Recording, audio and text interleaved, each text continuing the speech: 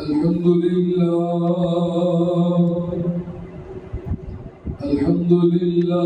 نحمده ونستعينه ونستغفره ونؤمن به ونتوكل عليه ونعوذ بالله من شرور أنفسنا ومن سيئات أعمالنا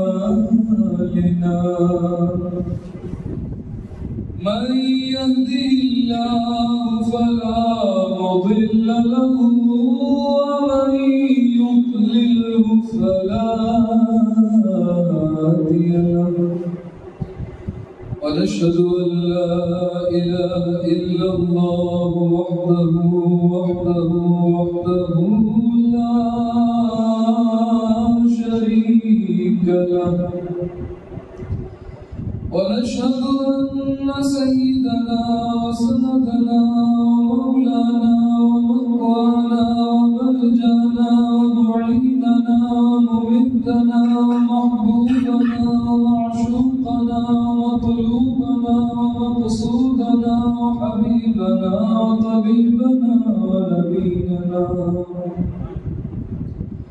ونور أولنا ونور آخرنا ونور ظاهرنا ونور باطننا ونور ديننا ونور إيماننا ونور إسلامنا ونور قرآننا ونور عرشنا ونور فرشنا ونور قبرنا ونور حشرنا ونور جنتنا ونور أعيننا ونور صدورنا ونور قلوبنا ونور أرواحنا وشفاء صدورنا وغوثنا وغيثنا وغياثنا ومغيثنا وقطبنا وفريدنا وسراجنا ومنيرنا محمدا عبده ورسوله. أعوذ بالله من الشيطان الرجيم. بسم الله الرحمن الرحيم. ألا إن أولياء الله لا خوف عليهم ولا هم يحزنون. صدق الله العظيم وبلغ رسوله الكريم ونحن على ذلك من الشاكرين والشاكرين. الحمد لله رب العالمين يا صاحب الجمال ويا سيد البشر بوجهك المنير لقد نور القمر لا يمكن الثناء كما كان حقه بعد ذو الخداع ذو البدو قصة مختصر. محترم سامعین کرام، میں نے لمبا خطبہ شروع میں پڑھا. ایک بھائی نے عرض کیا تھا کہ میں چھوٹا سا خطبہ پڑھتا ہوں. پہلے دن لمبا پڑھ لیا ہے، اب روز چھوٹا چھوٹا ہوتا کرے گا. چھوٹا اس لیے پڑھتا ہوں کہ ہمیشہ ٹائم بھی چھوٹا ہوتا ہے. یہ لمبا خطبہ علماء کرام پڑھتے ہیں لا بنت لہ لا بنت لہ، اللہ تعالیٰ کے بارے میں بہت سارے الفاظ ہیں.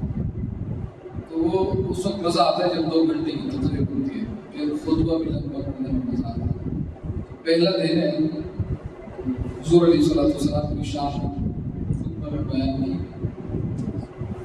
ہم الحمدللہ انتہائی خوش نصیب ہیں کہ اللہ تعالیٰ ہمیں اپنے نیک بندوں کا ذکر کرنے کی توفیق عطا فرماتے ہیں. آج کا ہمارا یہ ٹاپک ہے اولیاء کی ضرورت، علماء کرام کی ضرورت.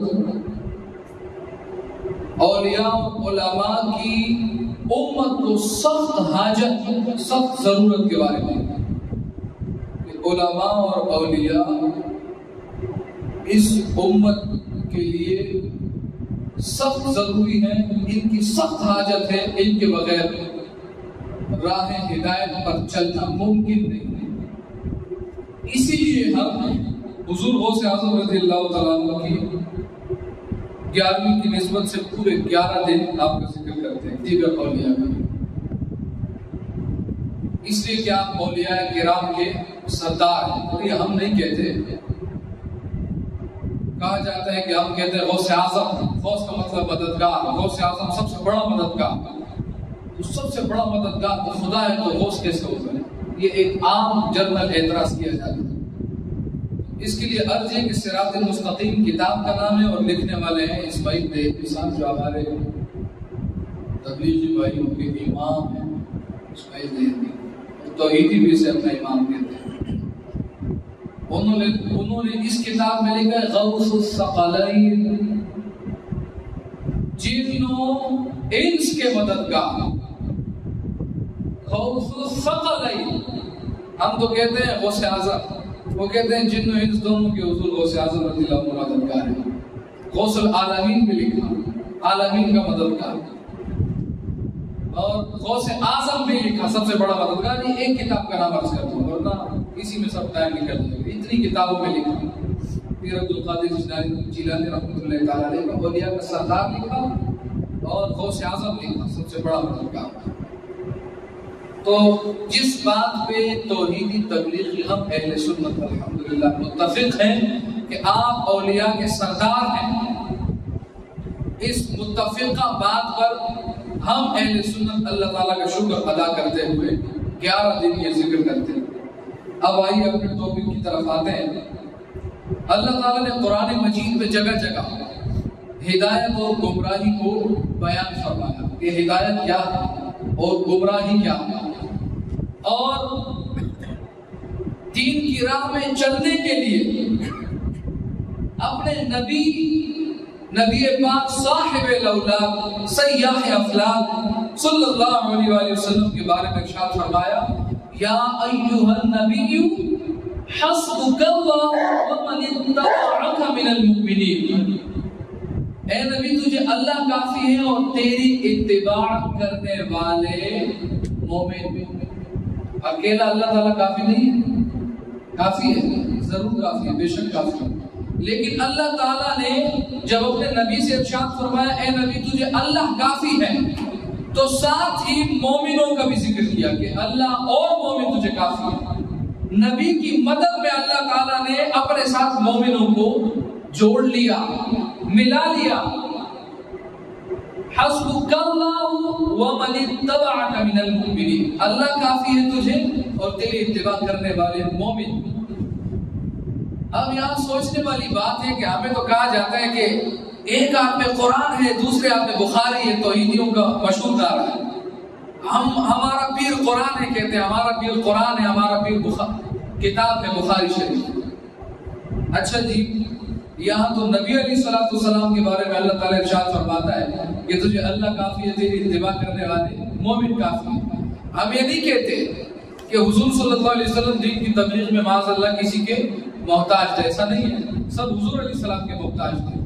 लेकिन दुनियावी कामों के साथ दीनी कामों को, तबलीग के कामों को सर अंजाम देने के लिए मददगार की जरूरत होती है। इसलिए तो हुजूर फरमाते हैं मेरे आसमान में 2 वजीर है, जमीन में 2 वजीर। जमीन के 2 वजीर, एक अबू बकर है और दूसरा हजरत उमर रज़ियल्लाहु तआला अन्हु, ये मेरे जमीनी वजीर थे। अगर दीन की राहों में किसी मददगार की जरूरत नहीं होती तो अल्लाह ताला कभी कुरान में नहीं इरशाद फरमाता तुझे अल्लाह और तेरी इत्तिबा करने वाले मोमिन काफी है। इसकी तफसीर में उलमाए किराम ने इरशाद फरमाया हुआ अबू बकर सिद्दीक व उमर रज़ियल्लाहु तआला अन्हुमा, कहा वो जो मोमिन हुजूर अलैहिस्सलाम को काफी हैं मदद देने के लिए दीन के कामों में, वो हजरत अबू बकर है और हजरत उमर रज़ियल्लाहु तआला। इससे साबित हो गया कि दीन के कामों में भी मददगार की जरूरत होती है। ये तो नबी अलैहिस्सलाम की बात हो रही है, इसलिए फरमाया मेरे 2 वजीर हैं, हजरत अबू बकर और हजरत उमर रज़ियल्लाहु तआला। ये तो पता चल गया कि हुजूर अलैहिस्सलाम के भी मददगार थे दीन के कामों में। अब आते हैं सहाबा किराम की तरफ। अगर सहाबा किराम को देख लें तो उनकी तो जिंदगी पड़ी है एक दूसरे की मदद करते करते। तो उनकी अगर एक ही सहाबी की हिस्ट्री को पढ़ा जाए तो आपको पता चलेगा कि वो किस तरह दीन के कामों में एक दूसरे की मदद करते थे। अब आइए जनाब हम आम मुसलमानों की तरफ। हम आम मुसलमानों को अगर देखा जाए तो मैं दुनिया की मिसालों से समझाऊंगा। दुनिया की मिसालों में आप देख लीजिए, हर शोबे में ہر چیز میں انسان دوسرے کا محتاج ہے. بتاؤ تو ٹوپی پہننے میں درزی کا محتاج ہے, ویسٹ کوٹ پہنے تو درزی کا محتاج ہے, پتلون کے لیے بھی درزی کا محتاج ہے, پتلون کے اندر جو انڈر ویئر ہے اس میں درزی کا محتاج ہے. ذرا اس کو بولو نا خود سی کے دکھا دیں, یہ اپنی انڈر ویئر نہیں سی سکتا. انڈر ویئر پہننے میں بھی انسان درزی کا محتاج. اچھا جی, یہ تو درزی کی بات ہو گئی. اب آئیے جناب, داڑھی بڑھ گئی ہے, شیو بڑھ گئی ہے, داڑھی بڑھ گئی ہے. بہت سارے لوگ ہوتے ہیں ان کو نہیں بنانا آتی, تو وہ نائی کے محتاج ہوتے ہیں, ہیئر ڈریسر کے. ہیئر ڈریسر کے پاس جاتے ہیں, اس کو بولتے ہیں بھائی میری داڑھی بنا دے. تو بال کاٹنے میں نائی کے محتاج, بیمار ہو جائے تو ڈاکٹر کے محتاج, لطف خراب ہو جائے تو میکینک کے محتاج, گھر کی الیکٹرسٹی کی وائرنگ خراب ہو جائے تو وائرنگ کرنے والے کے محتاج, الیکٹریشین کے محتاج. ہر دنیا کے ہر شعبے میں, یہاں تک کہ گناہ کے کام سیکھنے کے لیے بھی لوگ کسی نہ کسی ماسٹر کے محتاج ہوتے ہیں. کسی ناچنے والے سے پوچھے تو نے کہاں سے سیکھا, بولے گا فلاں نے استاد نے سکھایا. گانے والے سے پوچھے کہاں سے سیکھا, بولے گا فلاں نے استاد نے سکھایا. تو دنیا کے کاموں کے اندر بھی انسان دوسرے کا محتاج ہے.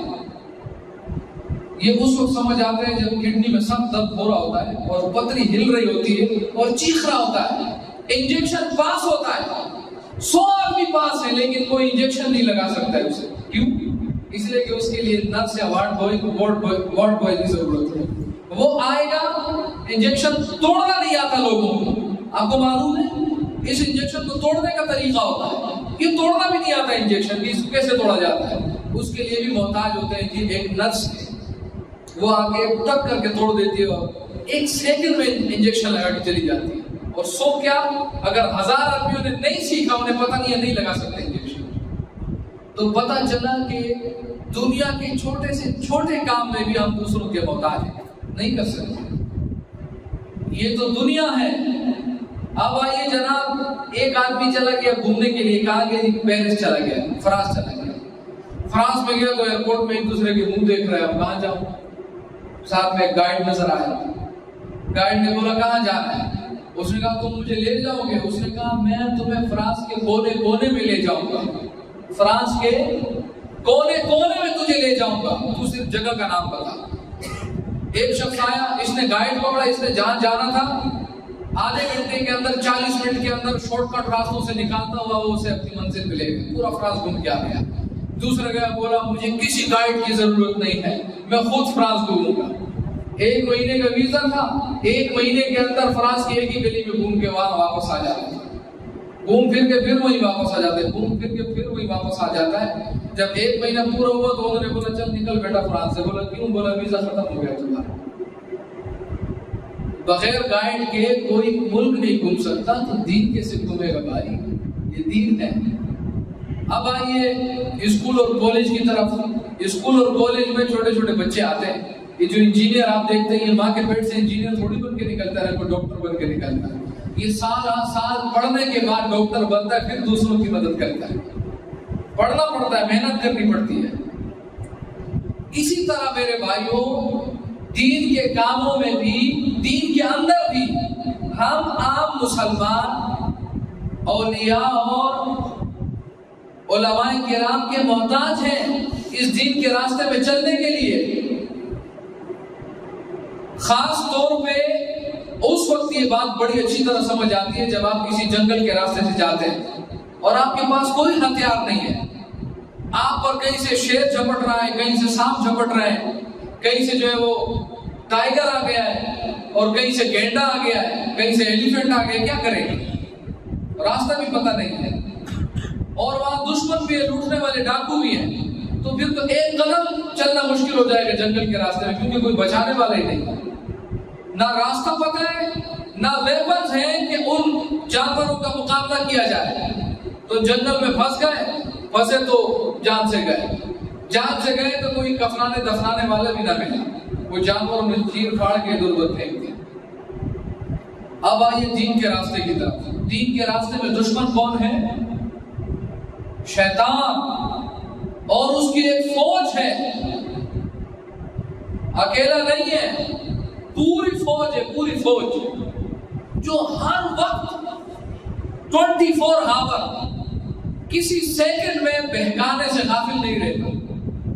انسان 24 آور میں بہت مرتبہ ایسا وقت آتا ہے کہ وہ خدا سے غافل ہو جاتا ہے، لیکن شیطان خدا کی دشمنی سے غافل نہیں ہوتا، انسان کو بہکانے اور گمراہ کرنے سے غافل نہیں ہوتا، وہ 24 آور گمراہ کرنے میں لگا رہتا ہے، اور وہ کتنا پاورفل ہے۔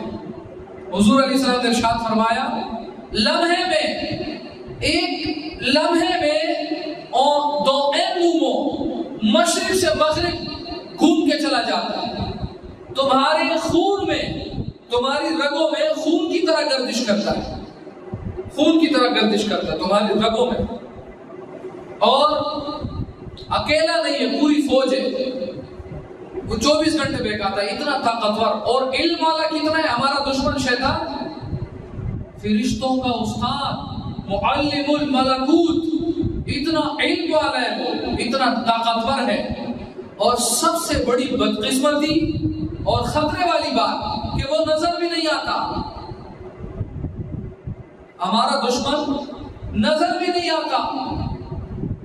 اب دشمن نظر آئے تو بندہ بچے، اب پہلے یہ اتنا طاقتور ہے کہ مشرق سے مغرب 1 سیکنڈ کے اندر ہو لیتا ہے، فرشتوں کا استاد ہے، ہماری رگوں میں خون کی طرح گردش کرتا ہے، زمین کے ذرے ذرے کا اسے علم ہے، اتنا طاقتور دشمن، اور خطرے کی بات یہ کہ نظر بھی نہ آئے۔ اب اس کا مقابلہ کیسے کیا جائے؟ اس کا مقابلہ کرنے کے لیے علم چاہیے، اس کا مقابلہ کرنے کے لیے روحانیت چاہیے، اس کا مقابلہ کرنے کے لیے تقویٰ پرہیزگاری چاہیے، اس کا مقابلہ کرنے کے لیے قرآن کی آیتوں کا علم چاہیے، حضور علیہ السلام کی احادیث کا علم چاہیے، اور سب سے بڑی بات، اس کا مقابلہ کرنے کے لیے حضور علیہ السلام سے ایسا تعلق چاہیے اور اللہ عز و جل کی بارگاہ میں قرب چاہیے اس کا مقابلہ کرنے کے لیے۔ اب ہم پوچھتے ہیں عام انسان سے نہیں، امامے اور جبے میں رہنے والے مولوی صاحب سے کہ مولانا صاحب آپ میں کتنا تقویٰ ہے، نماز پڑھانے والے بھائی آپ کے اندر کتنا علم ہے، کتنی حدیثیں جانتے ہیں، شیطان کے کتنے وار جانتے ہیں آپ۔ وہ شیطان جس نے کتنے بڑے بڑے اولیاء کو دین کے راستے سے ہٹا دیا، کتنے بڑوں کو اس نے گمراہ کر دیا، راندہ درگاہ کر دیا۔ اب ایک شخص جو کہتا ہے میرا پیر قرآن ہے، اب کہتے ہیں پکڑ قرآن، کر شیطان کا مقابلہ۔ اسی قرآن کو لے کے شیطان تجھے گمراہ کر دے گا، پتہ بھی نہیں چلے گا۔ اور اللہ تعالیٰ قرآن مجید میں ارشاد فرماتا ہے یہدی بہ کثیرا ویضل بہ کثیرا، اسی قرآن سے بہت ساروں کو گمراہ کرتا ہے، اسی قرآن سے بہت ساروں کو ہدایت دیتا ہے، اسی قرآن کی آیت ہے۔ اب بندہ کسی سے پوچھے کہ میرے بھائیو تم کہتے ہو میرا قرآن پیر ہے، واقعی قرآن ہدایت دینے والے، ہدی للعالمین، تمام عالمین کے لیے ہدایت دینے کے لیے آیا ہے قرآن، لیکن اللہ فرماتے ہیں اسی قرآن کے ذریعے ہم گمراہ بھی کرتے ہیں۔ تو اب سوال پیدا یہ ہوتا ہے کہ قرآن کے ذریعے گمراہ کون ہوتا ہے؟ کون ایسا ہے جو قرآن سے گمراہ ہو جاتا ہے؟ کون ہے؟ یہ تو ہدی للعالمین ہے۔ اس مثال کو یوں سمجھو کہ باپ نے اپنے 14-15 سال کے بیٹے سے کہا بیٹا تجھے گاڑی سٹارٹ بھی نہیں کرنا آتی ہے، اس میں پنگا مت لینا، اس کو سٹارٹ مت کرنا ورنہ تیرا ایکسیڈنٹ ہو جائے گا، جان سے جائے گا۔ جب باپ کی آنکھ لگی نا، باپ گھر میں سو گئے، بیٹے نے بولا بڈھا ہے مجھ کو بولتا ہے نہیں چلا سکتا ہے، اس کو دے۔ آیا اور سلف مارا اس نے، جب گیئر لگایا نا اور ایکسیلیٹر، اس کو کیا پتا ہے کہ کس طرح آپ نے دبانا ہے، اس غلطی سے اس کا پاؤں دبا، ادھر اس کا پاؤں دبا، ادھر ہونڈائی اڑتے ہوئے گئی سامنے والی دیوار میں، یہ دیوار میں لگی اور وہ شیشے سے نکل کے باہر، وہ بھی دیوار میں، پتہ چلا سر کے 10-12 ٹکڑے ہو گئے۔ حضرت کو زندگی گزارنے کے لیے 1 منٹ نہیں ملا، ایک ایکسیلیٹر دبانے نے، سلف لگانے نے اس کی زندگی کو ختم کر دیا۔ کیوں؟ اس لیے کہ نہ اس نے لوٹو چلانا سیکھی تھی، نہ نصیحت کرنے والے باپ کی بات کو مانا تھا، بالکل یہی حال قرآن مجید بغیر کسی عالم اور ولی کے پڑھنے والے کا حال ہے کہ وہ قرآن پڑھ رہا ہوتا ہے. ہم نے دیکھا ہے لوگوں کو استغفر اللہ ایسی ایسی باتیں کرتے ہیں. کتنے لوگ گمراہ ہو کہتے ہیں اقیم الصلاۃ، یہ فرقہ ایک نکلا، کہتے ہیں اقیم الصلاۃ نماز قائم کرو. کیسے قائم کرو؟ نماز کیسے قائم ہوتی ہے؟ کہتے ہیں یہ نماز جو ہے یہ دل میں قائم ہوتی ہے. کہتے ہیں شیطان کیا؟ کہتے ہیں شیطان بدی کی قوت کا نام ہے. شیطان کوئی چیز نہیں ہے، شیطان ہے نہیں، یہ برائی کی قوت کا نام شیطان ہے. فرشتے کیا ہے؟ کہتے ہیں اچھائی کی قوت کا نام فرشتے ہیں. تو قرآن میں جو میننگ موجود ہے انہوں نے خود قرآن پڑھنے کی کوشش کی اور قرآن مجید کی ساری آیتوں کا انکار کرتے کرتے اسفل السافلین دوزخ کے سب سے نچلے درجے میں پہنچے. یہی حال میرے بھائیوں ان لوگوں کا ہے جو حضور غوث اعظم رضی اللہ تعالیٰ عنہ کو کہتے ہیں کہ ولی کیا ہوتا ہے، یہ خواجہ غریب نواز کیا ہوتا ہے، یہ اعلیٰ حضرت کیا، یہ ولی کیا ہوتا ہے. ہم تو خود قرآن پڑھتے ہیں، دیکھو ہمیں ترجمہ بھی آتا ہے قرآن کا. اور ایسے ہی لوگوں کو اللہ تعالیٰ قرآن مجید پڑھنے کے باوجود گمراہ کر دیتا ہے. قرآن میں ہے کہ جس نے قرآن مجید کی میننگ اپنی طرف سے بیان کی اگرچہ ٹھیک ہو پھر بھی گناہگار ہوگا، پھر بھی گناہگار ہوگا. تو پتہ چلا میرے بھائیوں کہ ہمارا دشمن بہت طاقتور ہے. اس طاقتور دشمن سے اپنے آپ کو بچانے کے لیے ایک طاقتور علم والے، ایک طاقتور روحانیت والے کی ضرورت ہے. اللہ تعالیٰ قرآن مجید میں ارشاد فرماتا ہے، شیطان نے کہا یا اللہ میں تیرے سارے بندوں کو گمراہ کر دوں گا الا عبادک منہم المخلصین، مگر تیرے مخلص بندوں کو اولیاء کو میں گمراہ نہیں کر سکتا. اور اللہ تعالیٰ نے قرآن مجید میں خود ارشاد فرمایا کہ میرے جو متقی ہیں، میرے پرہیزگار بندے ہیں، ان پر تیرا مکر، تیرا فریب، تیرا جادو، تیرا جال کوئی اثر نہیں کرے گا. میرے مخلص متقی میرے نیک بندوں پر تو جتنے ہی جال پھینکے گا وہ تیرے جال میں نہیں پھنسیں گے. شیطان نے خود بھی اقرار کیا قرآن میں الا عبادک منہم المخلصین، ہاں میں تیرے نیک بندوں کو گمراہ، مخلص بندوں کو گمراہ نہیں کر سکتا. اب قرآن نے فیصلہ کر دیا بھائی ایک جماعت ایسی ہے مسلمانوں میں کہ شیطان اسے گمراہ نہیں کر سکتا. اس جماعت میں ایک جماعت ایسی ہے کہ شیطان اس پر جتنے حملے کرتا ہے وہ شیطان کے ہر حملے کا جواب دے دیتی ہے. حضرت امام رازی رحمۃ اللہ تعالی بہت بڑے عالم، بہت بڑے مفسر، میں بتا نہیں سکتا کتنے بڑے مفسر اور عالم کہا جاتا ہے. انہوں نے جو تفسیر کبیر لکھی ہے، قرآن کی تفسیر لکھی ہے تفسیر کبیر، کہا جاتا ہے اس کو پڑھنے کے لیے منطق کا وضو کر لیا جائے. پانی سے وضو کرتے ہیں، منطق کا مطلب لوجک، ایک سبجیکٹ ہے، ایک علم ہے، جیسے کامرس ہوتا ہے یا میڈیکل وغیرہ وغیرہ، اسی طرح بایولوجی، اسی طرح یہ بھی ہے سبجیکٹ ہے لوجک. علماء فرماتے ہیں کہ ان کی تفسیر پڑھنے کے لیے لوجک کا وضو کرو. لوجک کا جو علم ہے، یہ جو ایڈوکیٹ ہوتے ہیں نا اپنے وکیل لوگ، ان کو لوجک پڑھائی جاتی ہے، یہ تب جا کے وکیل بنتے ہیں. بغیر لوجک پڑھے کوئی وکیل نہیں بنتا، کیونکہ اس کے لیے تیز ذہن کی ضرورت ہوتی ہے. یہ اتنے بڑے ولی تھے اور اللہ تعالیٰ ہے اور خدا ہے. اس تفسیر میں انہوں نے بے شمار دلائل قائم کیے جس کو آج تک کوئی کافر رد نہیں کر سکتا. ان کے ساتھ شیطان نے کیا کیا ان کی موت کے وقت؟ کہا راضی تو کہتا ہے خدا ہے، آپ نے ارشاد فرمایا ہے. اس نے کہا کہاں؟ آپ نے فرمایا وہ مکان سے پاک ہے. کہا وہ کب سے ہے؟ کہا وہ ہمیشہ سے ہے. کہا جب ہمیشہ سے ہے، ہر چیز سے پہلے کوئی چیز ہوتی ہے تو اللہ سے پہلے کوئی ہے، معاذ اللہ. آپ نے ارشاد فرمایا اللہ سے پہلے کوئی چیز نہیں. اسی طرح مثال کے طور پہ اس نے وہ سوالات کرتا گیا. امام راضی جوابات دیتے رہے، ایسے نہیں کہ جواب نہیں دے پائے، وہ سوالات کرتا رہا. یہ موت کا وقت ہے آپ کی، اور وہ جوابات دیتے رہے. کب تک جوابات دیں گے؟ وہ معلم الملکوت ہے، فرشتوں کا استاد ہے. فرشتوں کا استاد سوال کر رہا ہے اور ایک اللہ کا ولی فرشتوں کا استاد جو گمراہ ہوا شیطان وہ اعتراضات کر رہے ہیں، سوال کر رہے ہیں، اللہ کا ولی جوابات دے رہے ہیں، اس کے اعتراض ختم ہی نہیں ہو رہے۔ دور کسی مقام سے امام راضی رحمۃ اللہ تعالی علیہ کے پیر صاحب دیکھ رہے تھے، جس بات کو امام راضی نہیں سمجھ پائے، اتنے بڑے عالم نہیں سمجھ پائے اور وہ جوابات دے رہے ہیں، ان کے پیر سمجھ گئے کہ شیطان امام راضی کا ایمان موت کے وقت چھیننا چاہتا ہے، کسی سوال کا غلط جواب دے گا، دلوا کر کسی سوال کا اللہ کے بارے میں غلط جواب دے گا اور ایمان چلا جائے گا، کیونکہ کافر ہونے کے لیے یہ نہیں ہوتا کہ کوئی پہاڑ سر پہ اٹھا، چھوٹی سی بات سے بندہ کافر ہو جاتا ہے۔ تو اب ان کے پیر نے دیکھ لیا کہ شیطان مکر کر رہا ہے، ان کے علم کا فائدہ اٹھا رہا ہے، علم کا، شیطان لوگوں کے علم کا فائدہ اٹھاتا ہے۔ گویا وہ سمجھتے تھے میرے پاس بڑا علم ہے، کہا تیرے پاس اتنا علم ہے میں سوال کرتا رہوں گا، تو وہ سوچتے تھے کہ میں عالم ہوں، میں جواب دوں گا۔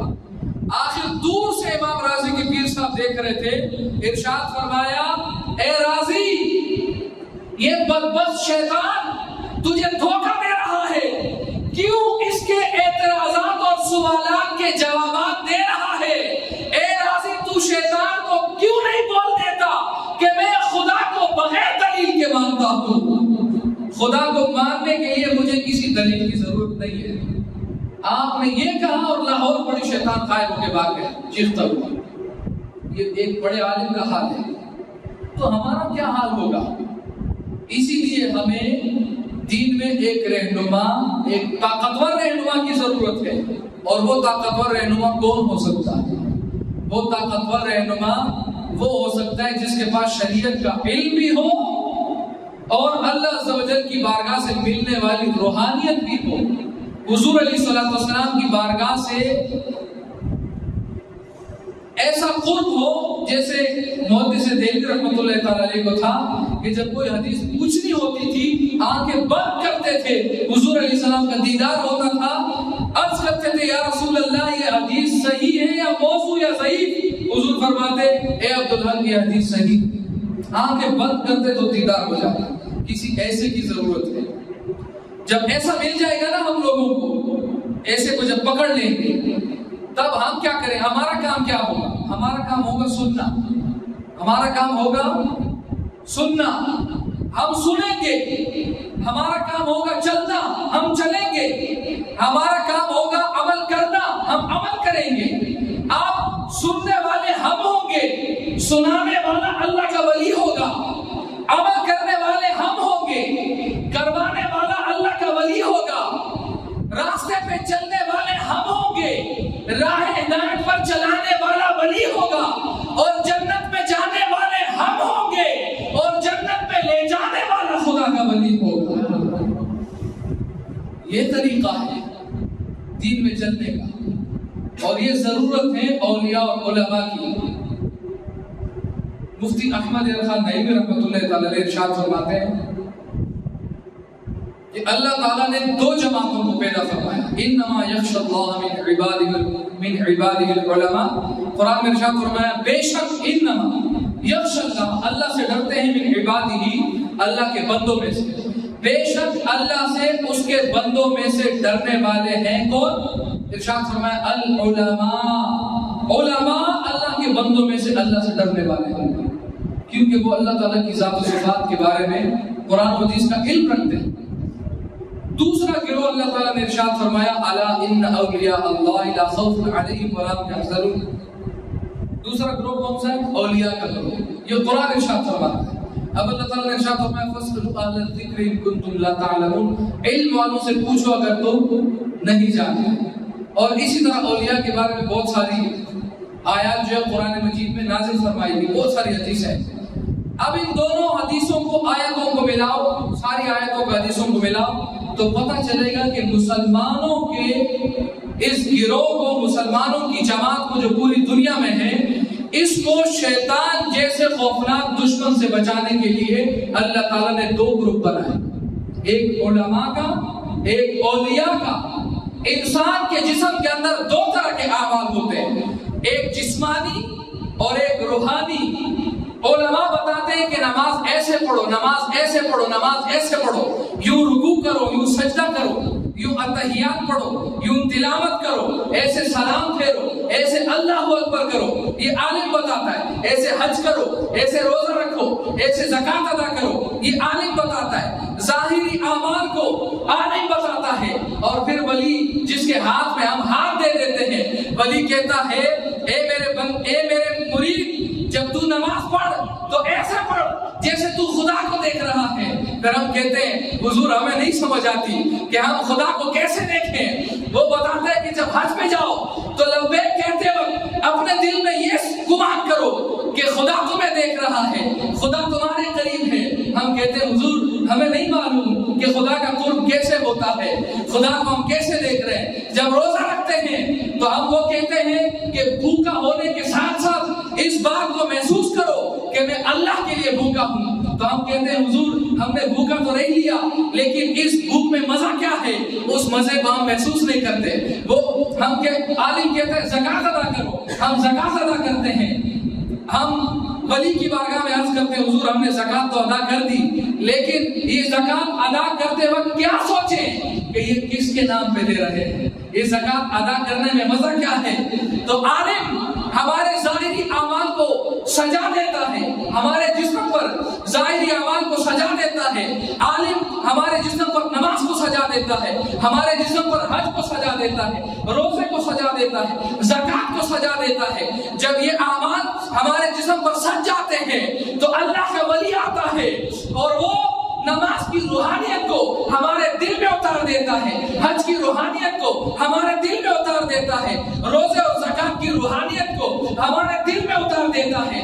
عالم ہمارے ظاہر کو عبادات سے سجا دیتا ہے اور ولی ہمارے باطن کو عبادات کی روحانیت سے منور کر دیتا ہے۔ ارے ہم کہتے ہیں اے لوگوں ہم خوش نصیب ہیں، ہمیں خدا نے وہ گروپ عطا فرمایا، وہ جماعت عطا فرمائی، وہ لشکر عطا فرمایا جس میں ایک گروپ ہمارے ظاہر کو سجاتا ہے، دوسرا گروپ ہمارے باطن کو سجاتا ہے۔ تو سنیوں کا ظاہر بھی اچھا، سنیوں کا باطن بھی اچھا۔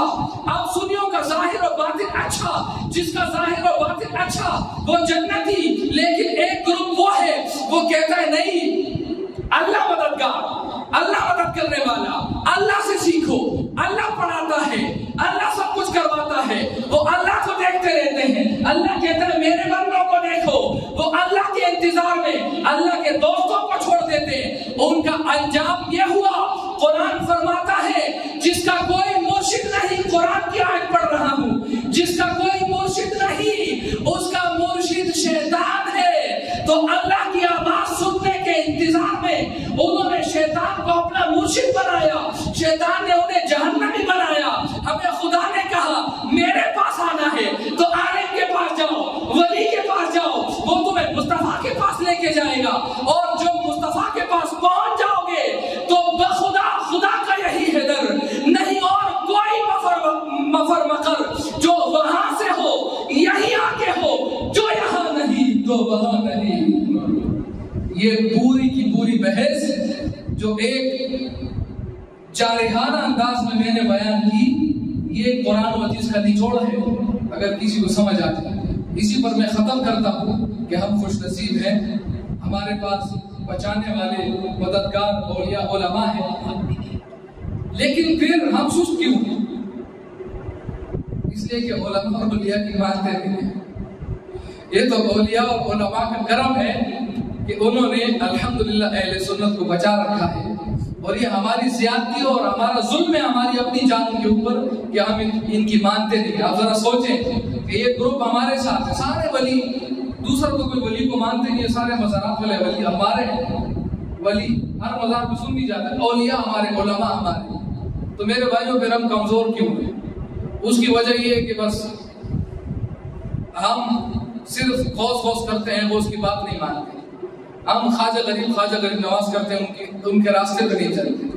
ہم اعلیٰ حضرت کرتے ہیں، اگر فتاوی نظریہ سے کوئی مسئلہ بیان کر دیا جائے کہ یہ حرام ہے یا یہ یوں ہے تو پھر ہم ناراض ہو جاتے ہیں کہ ایسے کیوں کرتے ہیں۔ تو میں گزارش کروں گا کہ اللہ تعالیٰ ہمیں اولیاء اور علماء کا صرف نعرہ لگانے کی نہیں، ان کی بات بھی ماننے کی توفیق عطا فرمائے۔ اللہ تعالیٰ نے نیک عمل کی توفیق عطا فرمائے. وما علینا الا البلاغ.